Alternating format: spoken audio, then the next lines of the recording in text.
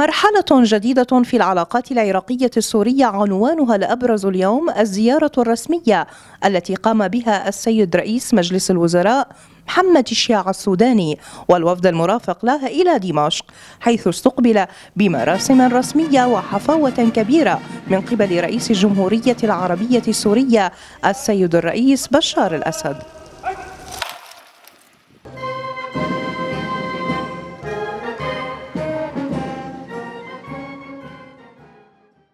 هذه العلاقة العميقة التي يأتي عمقها من عمق التاريخ المشترك بين البلدين، التاريخ الأقدم والأعرق على الإطلاق في العالم.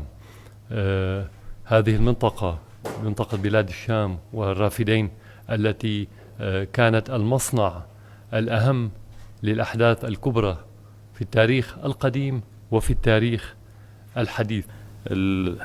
العراق وسوريا بلدان مترابطان تاريخيا واجتماعيا وجغرافيا، بالإضافة إلى روابط الدم والقيم المشتركة والتواصل الاقتصادي والثقافي. يعزز ذلك المواقف الوطنية والإنسانية المتبادلة التي تنبع من هذه الوشائج. القمة المشتركة التي جمعت الرئيس الأسد ورئيس الوزراء السوداني أكدت على عمق العلاقات الاستراتيجية بين البلدين، حيث تم التركيز على عدد من الملفات والقضايا ذات الاهتمام المشترك، كان على رأسها الملفات الاقتصادية الهامة للشعبين والأمنية وملف المياه والإرهاب ومكافحة المخدرات. هي تفتح أفق في علاقات سورية عراقية جديدة، خاصة في نهج عراقي جديد يقوم على علاقات طيبة مع الجميع، علاقات اقتصادية تجارية، عدم التمترس والتقوقع في أي مكان آخر. هو خطوة، هو سياسة عراقية حكيمة ذكية.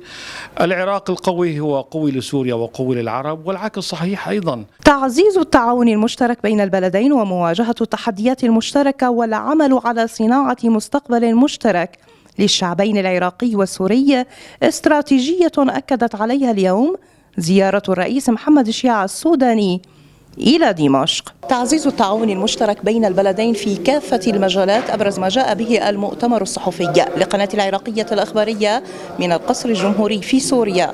رني محمد.